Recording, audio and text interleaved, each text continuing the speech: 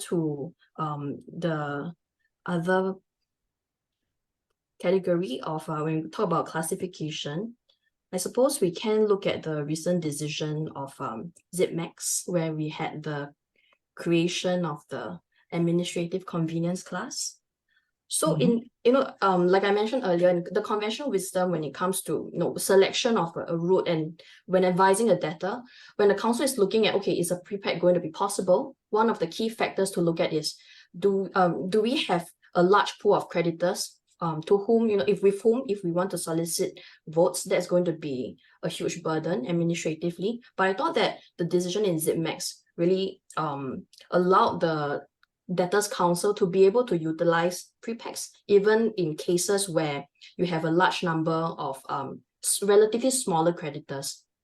So I guess in that case there was some debate as to the jurisdictional basis for that kind of creation. And I understand from then that in fact this is something that is quite commonly done in the US, and there are certain provisions under the US Bankruptcy Code that are similar to Section 6, for example, of our IRDA, that can allow that. Maybe you can hear from Dan on this, on how this is dealt with in the US. Yeah, there's certainly in most plans a sort of a convenience class of claims below a certain dollar threshold are paid in full. No need to solicit, even if not necessarily every claim of a similarly situated stature is paid in full.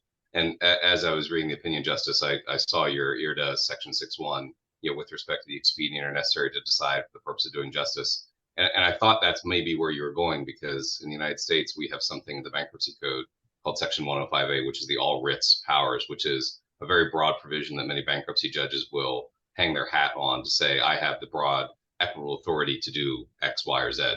A lot of that is usually tethered to another provision of the Bankruptcy Code that gives them a footing to take some action.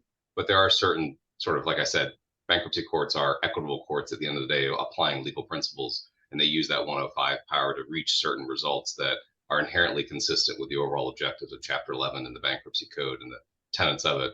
But I find it interesting that you went down into the actual text of the law, which says, unless otherwise ordered by unless the court orders otherwise, which I thought, yeah, that's a unique way to avoid what sometimes the United States is criticized with the all writ statute as being sometimes a little used too frequently to do too much, when it's not meant to do anything more than give supplemental powers to existing provisions of the code. So, I liked very much where you landed, both substantively and then, procedurally as well. And practically speaking, for obviously a class that must have been, I think as I'm skimming the decision here, it's like 60 some odd thousand individuals, which would have been administratively a headache to deal with from a vote and solicitation perspective.